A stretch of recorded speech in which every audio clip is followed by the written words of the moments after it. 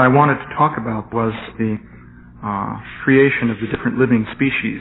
Of course, that was discussed in this previous chapter, and there was some discussion there of how various generations of living beings were produced by Svayambhuva Manu. So that particular discussion refers to what happened during what is called the Svayambhuva Manvantar period. So I thought I would say a little bit about this. This is related to the whole question of the theory of evolution. Of course, in modern scientific terms, evolution is presented as the explanation of where different forms of life have come from. So one might ask then, if what is the Vedic explanation of this? So the Vedic explanation is presented in some detail, and it's actually then the alternative that we would propose to the theory of evolution. So therefore that's a matter of some importance. There's no point in saying that the theory of evolution is wrong unless you can say what is the actual truth. So this description in the previous chapter isn't very detailed. That does refer to developments within the Svayambhuva Manu period, which is about 2 billion years ago, began about 2 billion years ago at the beginning of this day of Brahma. So it's an interesting description, though. It seems that after Svayambhuva Manu and his wife were manifested from Brahma, as described in the last chapter, they were actually had their base of operations on the earth in India. So at that time, you had a Manu actually presiding over the earth. So this was about 2 billion years ago. It's described that all kinds of plants and animals were there. There's the story of the sage Kardama Muni, who at the time was residing at a place called Bindu Sarovara, which I understand is in what is now Pakistan, near where the Indus River is flowing. So the sage Kardama Muni was meditating there, and there's a description of all kinds of different plants and animals of the modern type. So that was 2 billion years ago, at a time when according to the modern scientific idea, algae and bacteria were the only forms of life existing. So, but there's not too much information there. There's a more detailed description, however, later on in the Bhagavatam, in the 6th canto to be exact, describing the process of creation. And the interesting thing to note is that at first this seems very strange, but if you think about it, you can see that it actually makes sense. So I thought I'd say a little bit about that. So the basic principle of creation is that initially, of course, Brahma is created from Garbhodakshai Vishnu.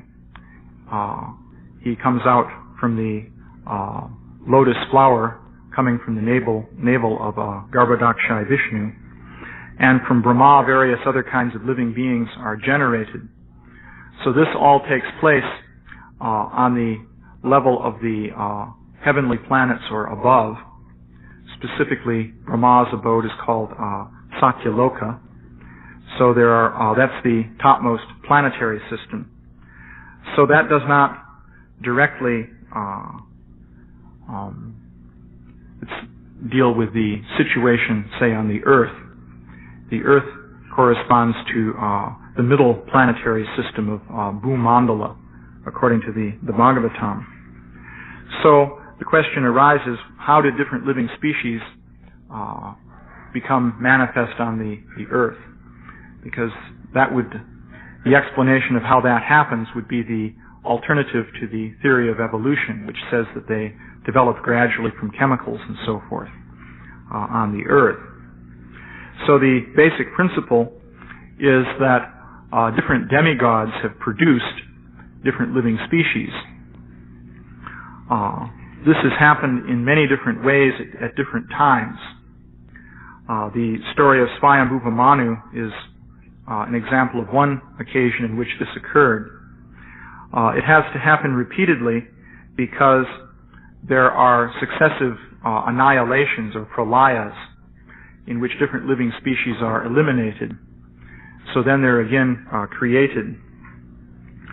So, in particular, after every Manu period, there's a pralaya, at least I believe according to Jiva Goswami.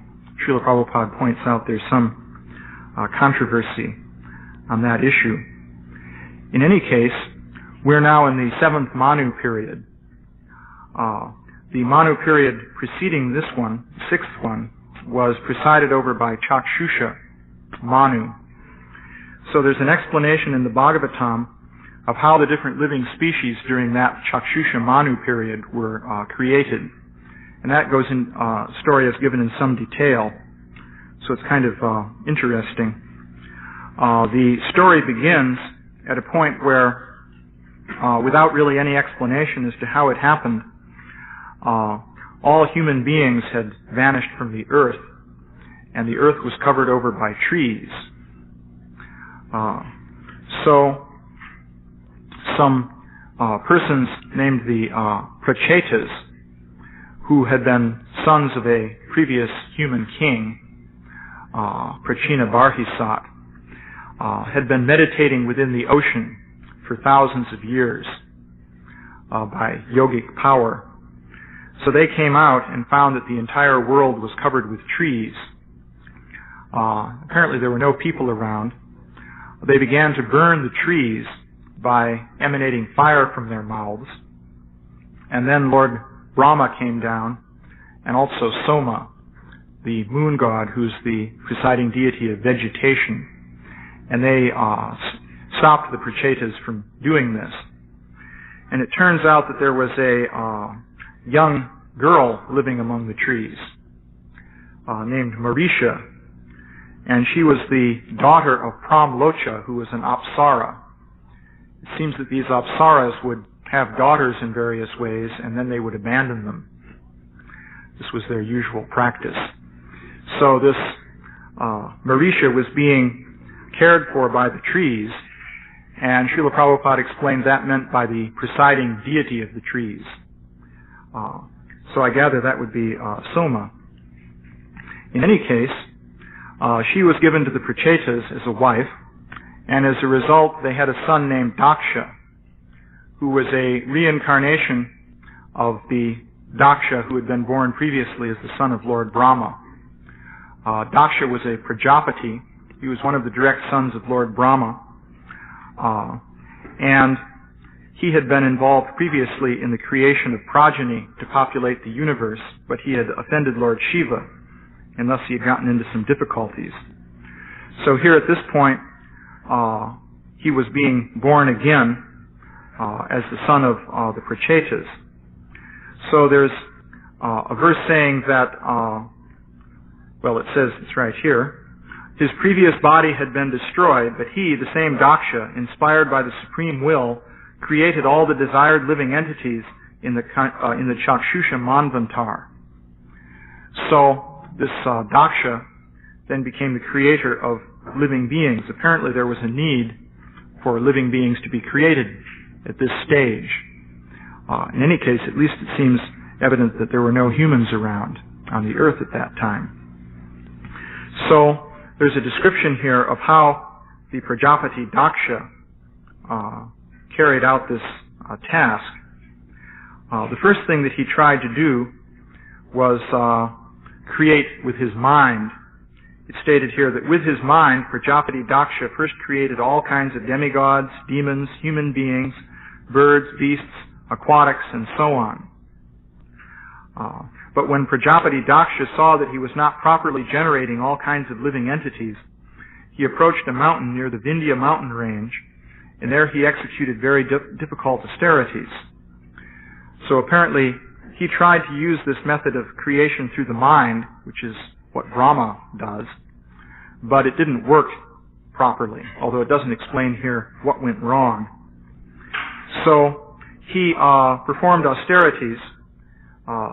He recited the Hamsa Guhya prayers. Those are prayers to Lord Vishnu, and there's a whole section in the Bhagavatam on that.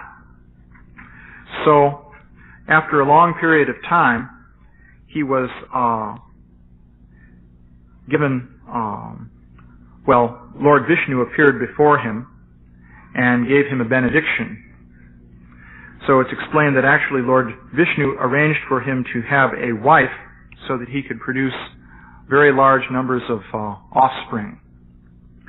And there's a whole story about what happened next.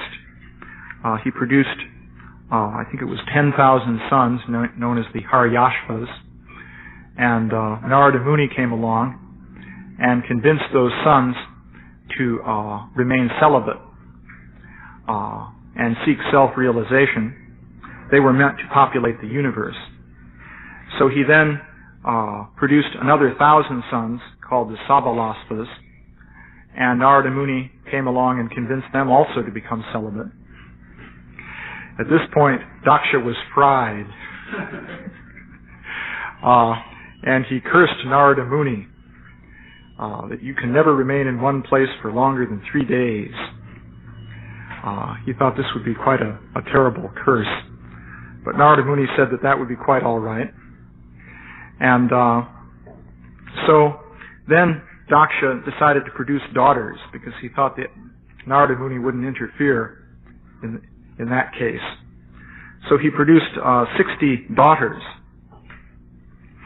So they then became wives of various demigods. Demigods were still about in the heavenly planets. And they produced different offspring. So the description of that is rather interesting. It says, by the way, that the descendants of these daughters filled all the 3 worlds. So they, even though demigods were there, they produced new generations of demigods also, it would appear.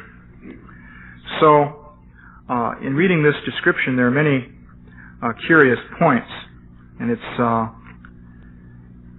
sort of interesting to look at all these points and get the general picture. For example, it's stated here, O king, a son named Deva Rishabha was born from the womb of Banu, and from him came a son named Indrasena. From the womb of Lamba came a son named Vidyota, who generated all the clouds, it is mentioned. So we know that there are living beings connected with clouds. For example, there's the Sambartaka cloud that engages in destructive activities.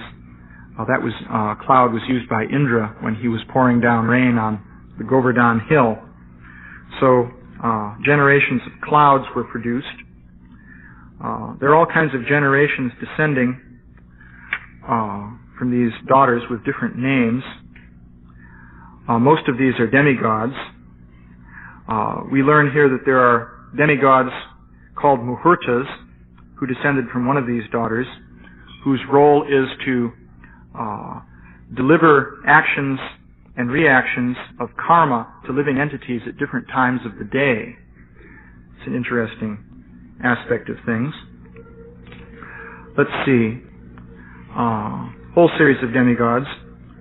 It's pointed out here that from the wife of Dhruva was known as Dharani. This was one of these daughters of Daksha. And from her womb various cities took birth, it is mentioned, from which I suspect is meant presiding deities of cities. Let's see. Oh, towns. Pura. Yeah, these are not siddhis, cities. Yeah, cities took birth. It's interesting that in the old days, cities used to have patron saints, even in Europe. The idea was there would be a saint who would look over a particular city and sort of be the guardian personality behind that. It doesn't say specifically what is meant here, but it's interesting Basically, the picture you see is that there are demigods everywhere, involved in everything. For every hour of the day, there are demigods who are looking after your karma during the corresponding period. Those are those muhurtas. Demigods of the clouds, of cities. I was looking at an interesting historical reference. Kashmir has a local Purana associated with it called the Nilamat Purana. I suspect that's true of a lot of other places. It seems that Kashmir used to be a lake. It's a valley ringed by mountains, and right now the rivers in it flow out through a big gorge at the southern part of the valley. But that gorge didn't exist at one time, apparently, and the whole thing was a lake. At least that's stated by both geologists and by this Nilamat Purana. And it's stated in the Purana that the lake was drained when a demon occupied the lake, and Lord Vishnu was asked by the demigods to slay the demon. So he asked his brother Balaram to open up the cliffs at the foot of the lake with his plow, which Balaram did. So the lake drained out, and then Lord Vishnu slew the demon with his discus. So once a valley was formed, rivers naturally formed once the lake was gone. And it's described that all kinds of different demigods became the gods, or rather the goddesses of those rivers, as soon as they formed. And also Nagas were moved in. That's a class of living beings, like Kaliya Naga is an example. And Pisachas, various races came in. And then finally human beings were moved in, and so on. So you have a scene in which there are just demigods and different kinds of living beings associated with everything. That's the general Vedic picture. It's also interesting that in ancient times, even if you go back to the time of the Romans, you'll see that people saw things that way. So, in any case, continuing on, there are various further descriptions here. Just to mention some other interesting ones. I wanted to find the one about the constellations. In any case, the moon god had married 27 wives who are the 27 nakshatra constellations, interestingly enough. But then we get down to the question of living entities. So all the different living species were generated from various daughters. For example, Kashyapa had 4 wives, Vinita, Katru, Patangi, and Yamini.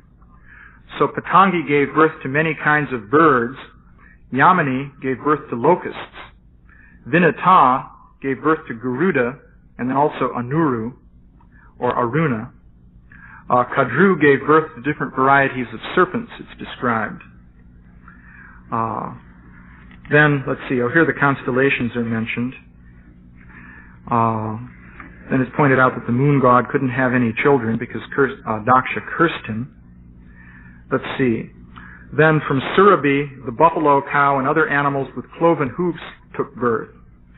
Those would be the perissodactyls, according to modern terminology. From the womb of Tamra, the eagles, vultures, and other large birds of prey took birth. And from the womb of Muni, the angels took birth. Let's see. Those are apsaras. That's what the word angel refers to here. So, also the sons born of Krodavasa were the serpents, known as Dandasuka, as well as other serpents, and the mosquitoes. Then various creepers and trees were born from the womb of Ela, and Rakshasas were born from the womb of Surasa. So then there's a whole list. It goes on and on. Different kinds of species and so forth are born from the wombs of these various daughters. So one might say this seems like a somewhat strange description. But actually, what I'd like to propose is that this actually makes sense. If you consider, first of all, let's see, I wanted to find, Oh yeah, I'll read one more. This one is interesting. There's a whole list here, but Yami, one of these, this is a granddaughter of Daksha, while wandering on the earth in the form of a mare, gave birth to the Ashvini Kumaras, it's mentioned. So, what apparently is happening here is that we're accustomed to the fact that a given species will reproduce after its own kind. And the modern idea is that there are the genes made of DNA and so on, which are essentially the blueprints for producing offspring. So when reproduction takes place, the genes from the male and female are combined together, and they give the information for producing the developing embryo. But the genes are blueprints only for producing one kind of being in each different species. But it would appear that the demigods had genes, if you like, using that term a bit metaphorically, for many different kinds of species. It's described that, of course, Krishna says that he's the seed-giving father of all living entities. And the word bija is used there to refer to seeds. At one point in his conversations, Srila Prabhupada pointed out that these seeds are subtle machines. He made that point. These seeds are not the souls. The soul is a different thing, completely transcendental. But these seeds are material and subtle, and they, just like the seed of a tree, are the generating sources of different kinds of living bodies. So Brahma was invested with all the different seeds for different kinds of living entities. And it's also described that Brahma's role is like that of a gardener. He doesn't actually create the living entities. He simply plants these seeds in the appropriate material circumstances and, so to speak, cultivates them. And then they can produce different kinds of living entities. That's the role he has. So, also his role is compared to that of an engineer, since he's organizing the arrangements of the different planets and so forth. So the idea would then be that Brahma would have had within his form the seeds for all the different types of living entities within the universe, described as 8,400,000. And Brahma would produce different mental sons and so forth. And these would also have various of these seeds within their forms. They would produce generations of descendants, demigods, and so on and so forth. So they, in turn, would have different subdivisions of these seeds, of different kinds of living entities. So finally, these daughters of Daksha, similarly, were equipped with seed forms for different types of living beings. This is the basic interpretation I'm proposing for this. So they could produce different forms of organisms. Then finally, when you get down to specific earthly forms of species, each one of them has only one type of seed. So they can only, or one type of genes. So they can only produce after their own kind. So that's one aspect of this. Another aspect is that these beings on the level of the demigods and so forth have subtle bodily forms, and they can change form according to their will. There are many different examples showing how demigods can do that. For example, in that story of King Rantidev, different demigods came before him in the form of different people who were begging for food, including finally a Shudra and his dogs, and so forth. But these were demigods like Shiva and Indra, and so forth. Or another example is Maharaj Shibi met this pigeon who could talk, which was being chased by a hawk or an eagle who could also talk. And these turned out to be demigods. They were testing the charitable nature of Maharaj Shibi. Or again, when Indra and the different demigods were defeated by Bali in order to hide, because they'd been defeated, they assumed different animal forms, like birds and so forth. And here in the verse I just referred to, this Yami, it says, was wandering on the earth in the form of a mare. So this was a goddess, but she was wandering about as a horse. And she says she gave birth to the Ashvini Kumaras. And it's interesting that Ashvini Kumara literally means young horse. But those are demigods, however. They're the physicians of the heavenly planets. Yeah? What does it mean to change their forms or assume different forms? Does it mean the form is just a kind of ghost-like form that has no substance, or a form that they manifest dies off and they go to another form? Or it would, the question is, what does it mean when they change their forms? Are these forms then just ghost-like or insubstantial? As far as I can see, they have the power to affect matter with their minds. So the forms they can generate are substantial and effective. But because of the power of their mind, they can then change that to another substantial form. So we have, of course, the experience that we have ideas within our minds. And sometimes those ideas are very vivid, but they're insubstantial. We can't manifest anything solid on the basis of our own ideas. Although in the literature on yoga, you can read about tulpas and things that certain Tibetan yogis manifest and so forth. That's manifesting a form from the mind. And who knows, perhaps a yogi could learn to do it. Demons can do it. This is not an ability limited to demigods. We have the case of all the different demons in Krishna's pastimes who assumed forms. It seems there that there are two different types, because some of the demons would assume a form. They would go to attack Krishna. He would kill them, and the dead body of that form would be left. For example, Aghasura's dead body was left there for a whole year, it's described, and it dried up. So that serpent form was left. In other cases, Krishna would kill the being, but their original form would be left.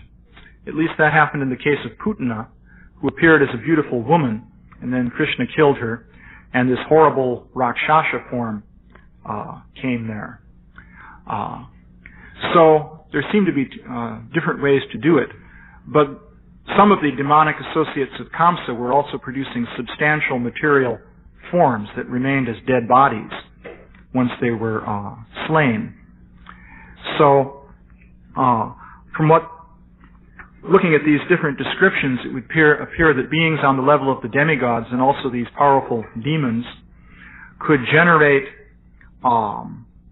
substantial forms. And apparently they could reproduce when in those forms. That would make sense in terms of how these different species were generated also. They can maneuver in their subtle bodies and manifest a form and then leave it and go to another form. Is that the idea? Either leave it or change it. That is, they wouldn't have to leave it in the sense of leaving a dead body, but they could change it into a different form, from what I can understand. Yeah? There's also the example of now severe money grieving. We understand that the spirit soul, at least in the material realm, is 1/10,000 over here. So here are two spirit souls inhabiting heavenly bodies, if you would. Then they're cursed to become trees in which they're still conscious. And then when they become manifest again, you still have those heavenly bodies. Well, there, of course, that's true. But there, that's regular incarnation in a body. In other words, they were cursed by Narada Muni to take the bodies of trees. So they actually became the souls of those trees. Of course, because it was a benediction by Narada Muni, then Krishna came and liberated them. Typically you see when Krishna liberates one of these different beings by touching him, as in that case and also in the case of the lizard who was King Nriga, and in the case of the serpent who swallowed Nanda Maharaj, Krishna would touch them and their original demigod body would become manifest. But then, of course, Krishna can cause the body to become manifest by his will. So presumably that's what was happening. Those weren't cases where by their own will they were assuming different forms. Rather, their souls were being put into different bodies, which is what's happened with us, too. But even though they were liberated from tree forms, they didn't assume Vaikuntha forms. They reassumed heavenly forms. Yeah, that's true. That's an like intermediate. Well, that's interesting that Krishna, a lot of the beings that Krishna dealt with, he didn't actually liberate them into Vaikuntha forms. He would just return them to their demigod forms, and then apparently, having learned a lesson, they had to continue with their spiritual progress. Also, when Lord Vishnu liberated the elephant, Gajendra, he liberated that crocodile too, but not into a Vaikuntha form. The crocodile was given back his Gandharva body. He had become a crocodile because he grabbed the sage by his legs under the water. So he was cursed. Okay, you want to do that, so become a crocodile. Yeah? Is the normal duration of the demigod's life, the life of the universe, the life of the Manvantara? There are different lifespans of demigods. Some of them rule as demigods for the span of a Manvantar, Indra, for example. Others, well, Brahma lasts for the whole period, obviously, of the universe. Some of the persons on Satyaloka with Brahma, it is said, become liberated at the time of Brahma, so I presume their bodies last with Brahmas during the entire span of the universe. There are lesser demigods, for example, living on the moon, who live for 10,000 years, which is practically nothing compared with these other lifespans. Yeah? You were saying about, you read about it, sometimes different acharyas have different opinions. They're all self-realized souls, and they're all coming from the Vedas. How do they have different opinions? You know, as far as something like when the Manvantars and how the yugas work and things like that. How they can have different opinions? Well, what I gather, here's what I would just offer as speculation just before the curtains open up. Namely, we know on the heavenly planets the Vedas are very enormous, millions and millions and millions of verses. So then you have pure devotees here on the earth who have tiny, super edited down versions, like the Bhagavatam. Obviously they don't have the complete story, otherwise you wouldn't need millions and millions of verses on the heavenly planets. Now they're pure devotees, they're representing the disciplic succession, but they're dealing with a limited part of the story. So they have some discussion as to what different things mean. That's just a brief discussion. There could be technical details which, if you had the million verse edition, it would all be explained. That's just a proposal that one can think about.